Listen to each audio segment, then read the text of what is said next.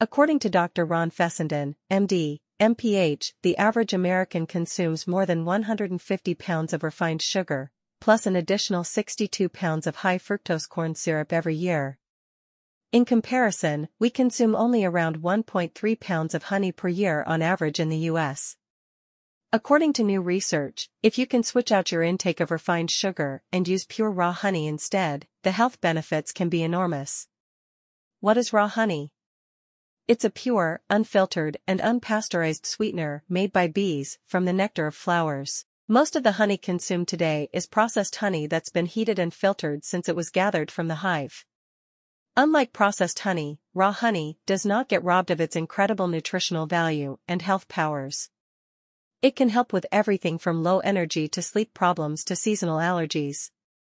Switching to raw honey may even help weight loss efforts when compared to diets containing sugar or high fructose corn syrup. I'm excited to tell you more about one of my all-time favorite natural sweeteners today.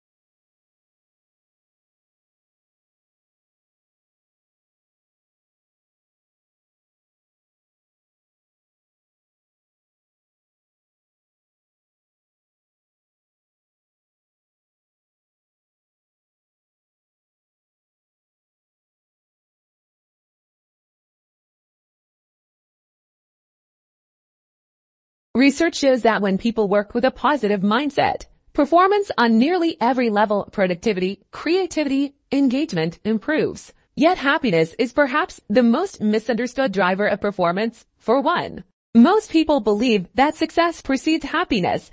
Once I get a promotion, I'll be happy, they think, or once I hit my sales target, I'll feel great. But because success is a moving target, as soon as you hit your target, you raise it again.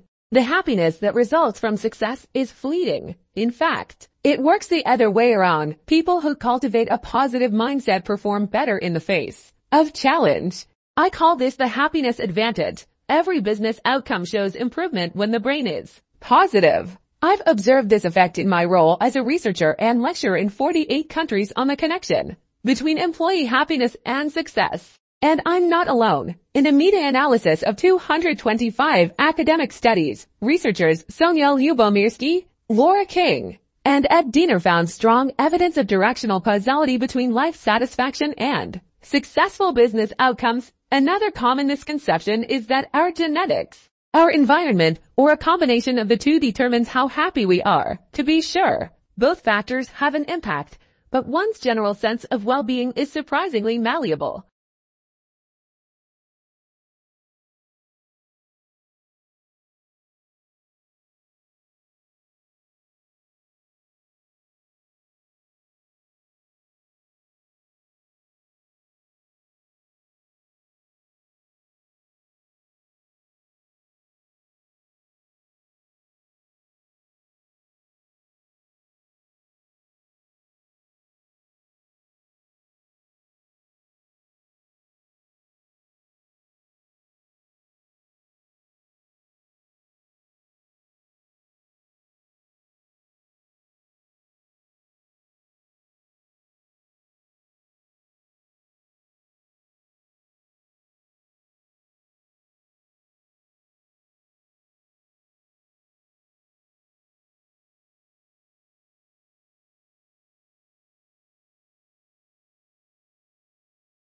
It might seem a little eccentric, but reviewing your work by reading it aloud can help to identify the woolliest areas. This works best if you perform your reading in a theatrical way, pausing at the commas and ends of sentences. If you run out of breath during a sentence, it is probably too long. You ought to be able to convert your writing into a speech in this way. If it sounds too stilted and convoluted, perhaps you could rework these parts until they sound fluid. It is unlikely that your reader will be fooled by the idea that long words make you sound clever. Cluttering a sentence with too many complicated words can prevent its meaning from being understood at all. A short word is always preferable to a long one. Why should anyone choose the word erroneous over the word wrong in an essay? Usually, writers who employ more obscure words are trying to sound impressive but can appear pretentious.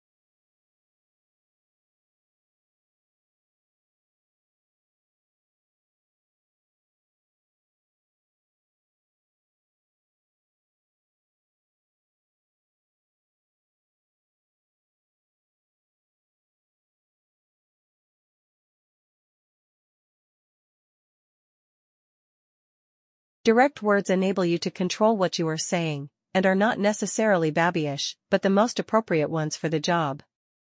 When you read your writing aloud, you will notice that the key stress comes at the end of your sentence. It is, therefore, most effective to end with a short and emphatic word to secure your point. Try to resist the impulse to waffle at the end of your sentence by trailing off into qualifying clauses.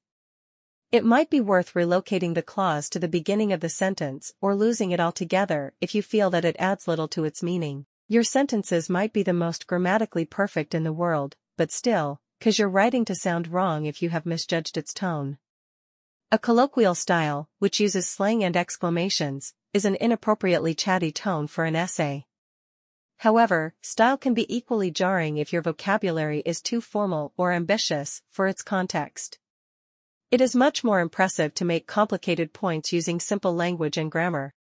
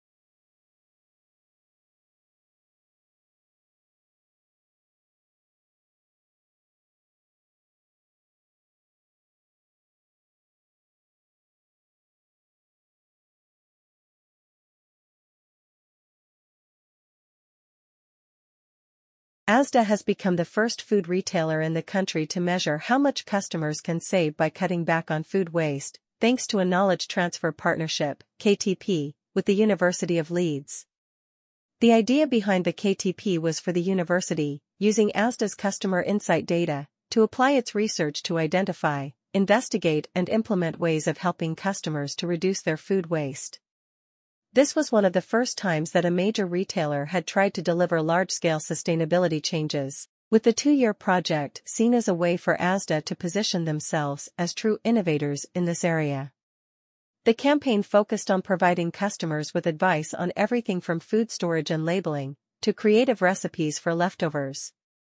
Meanwhile, in-store events encouraged customers to make changes in their own.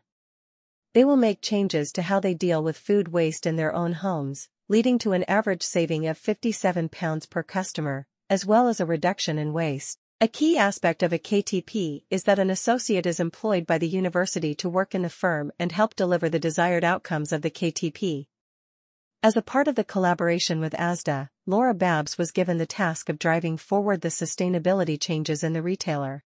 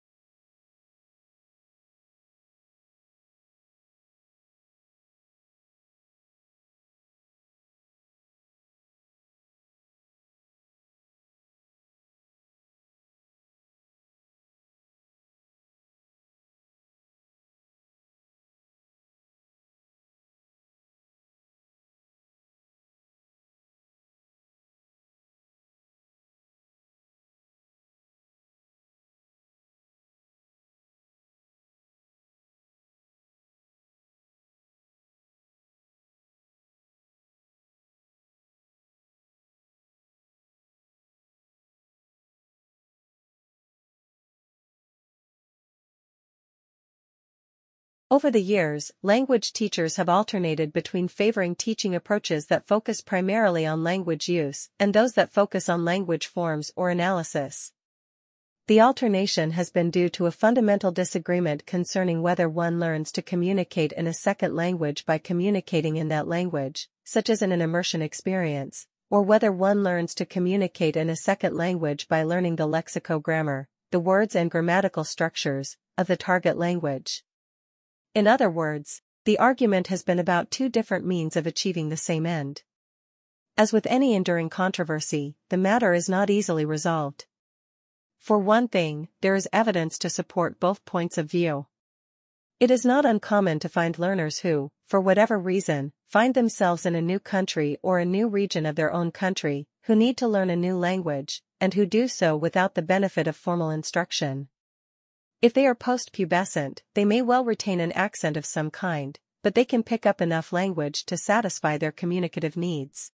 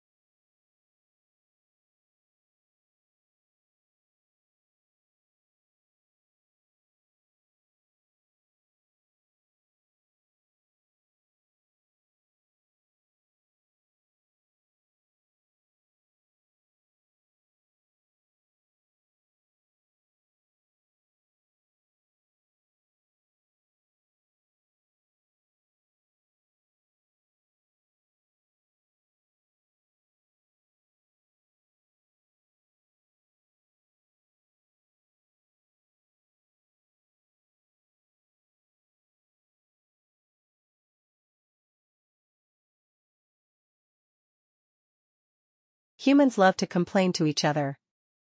It helps us feel less alone. Think about what happens when a family member or friend is going through a tough time. They call up someone who will listen to their tale of woe. Unfortunately, negative bonding is the default for many groups. In some families, complaining is the only way to get attention. When one person says, "I had a bad day," the other person has to top it, "You think you had a tough day? I had to do 3 TPS reports." The same thing happens at work and social settings. "Your child didn't sleep through the night until 6 months. Mine was a full year old before she went over 6 hours." It's a race to the bottom, and the worst situation wins. In Bitching is Bonding, A Guide to Mutual Complaint, Irene S. Levine, Ph.D., a professor of psychiatry at the NYU Langone School of Medicine says, "The reason why these conversations feel good is because we feel understood." People raised in negative environments learn early on. Being positive gets you thrown out of the club. When family dinner is a complaint fest, you're not going to risk alienation saying, "Wow, I had an awesome day. Don't you just love life?" Translate this into a work setting. People, often unconsciously, believe being positive keeps you out of the cool club.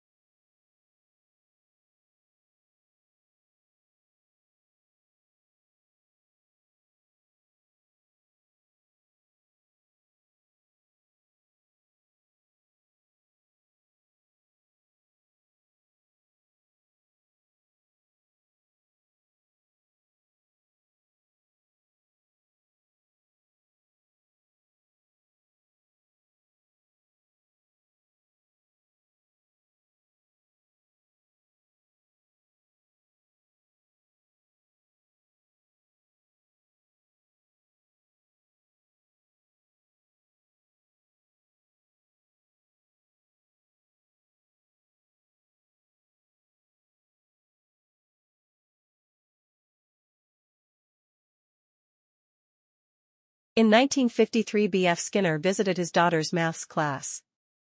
The Harvard psychologist found every pupil earning the same topic in the same way at the same speed. A few days later he built his first teaching machine, which let children tackle questions at their own pace. By the mid-1960s, similar gizmos were being flogged by door-to-door salesmen. Within a few years, though, enthusiasm for them had fizzled out. Since then, education technology, EdTech, has repeated the cycle of hype and flop, even as computers have reshaped almost every other part of life. One reason is the conservatism of teachers and their unions. But another is that the brain-stretching potential of EdTech has remained unproven. Today, however, Skinner's errors are forcing the skeptics to think again, see article.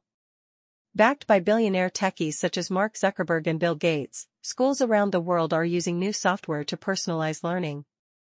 This could help hundreds of millions of children stuck in dismal classes, but only if EdTech boosters can resist the temptation to revive harmful ideas about how children learn. To succeed, EdTech must be at the service of teaching, not the other way around.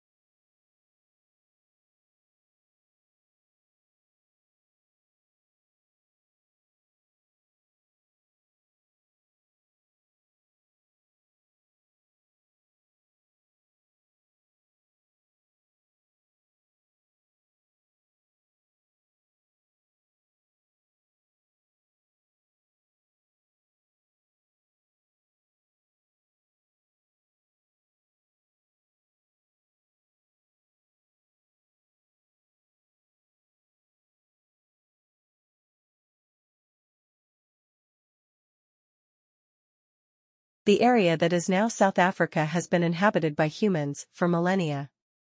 The San, the original inhabitants of this land, were migratory people who lived in small groups of about 15 to 20 people. They survived by fishing and hunting and by gathering roots and other wild foods. They did not build permanent dwellings, but used rock shelters as temporary dwellings. Around 2,000 years ago, Khoikhoi pastoralists migrated to the coast. In the eastern part of present-day South Africa, ironworking societies date from about 300 AD. The Sotho-Tswana and Nguni peoples arrived in this region around 1200 AD.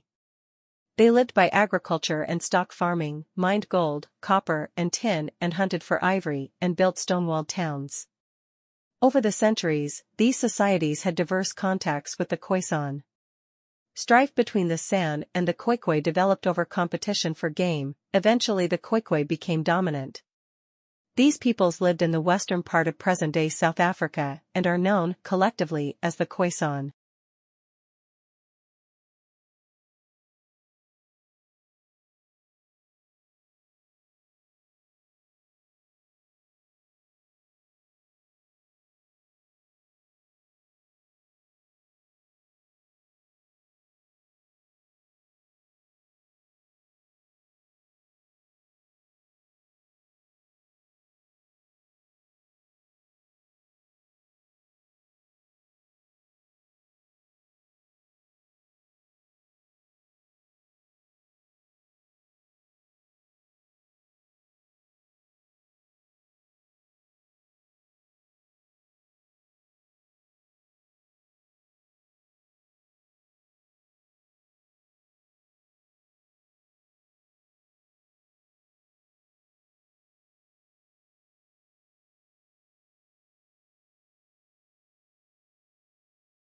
If women are so far ahead of men, why are they so far behind?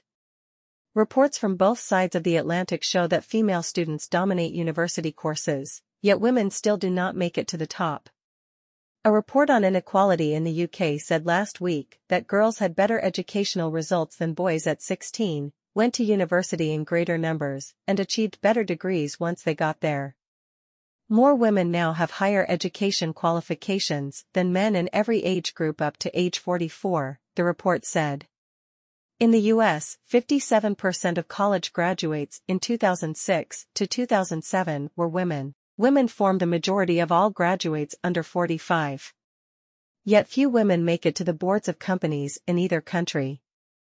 In the UK, the proportion of women on FTSE 100 boards rose fractionally from 11.7% to 12.2% last year, according to the Cranfield University School of Management, but that was only because of a fall in the size of the boards. In the U.S., women accounted for 15.2% of board seats on Fortune 500 companies, according to Catalyst, the research organization, which said the numbers had barely budged for 5 years.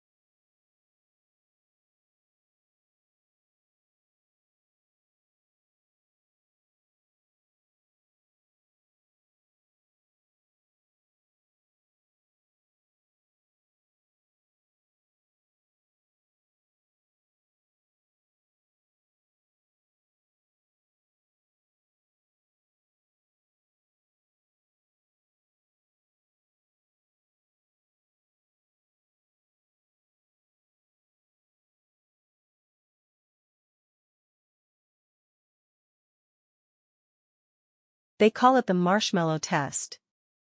A 4 to 6-year-old child sits alone in a room at a table, facing a marshmallow on a plate. The child is told, if you don't eat this treat for 15 minutes, you can have both it and a second one. Kids on average wait for 5 or 6 minutes before eating the marshmallow. The longer a child can resist the treat has been correlated with higher general competency later in life. Now a study shows that ability to resist temptation isn't strictly innate, it's also highly influenced by environment. Researchers gave 5-year-olds used crayons and one sticker to decorate a sheet of paper. One group was promised a new set of art supplies for the project, but then never received it. But the other group did receive new crayons and better stickers. Then both groups were given the marshmallow test. The children who had been lied to waited for a mean time of 3 minutes before eating the marshmallow. The group that got their promised materials resisted an average of 12 minutes. Thus, the researchers note that experience factors into a child's ability to delay gratification. When previous promises have been hollow, why believe the next one?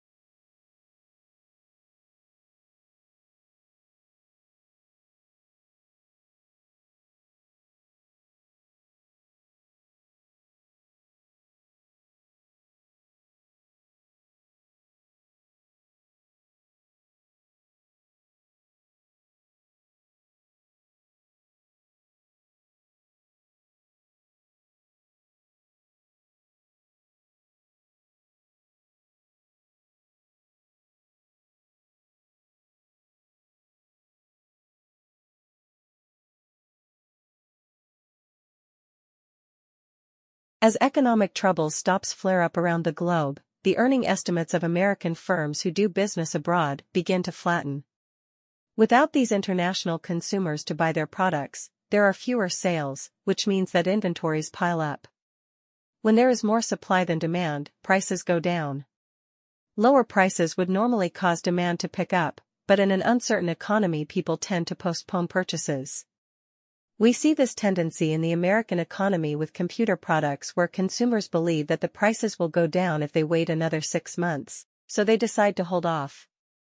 This tendency causes further gluts in the market, which eventually leads manufacturers to slow production. They lay off workers, causing domestic consumption to fall further since there is less money to buy goods.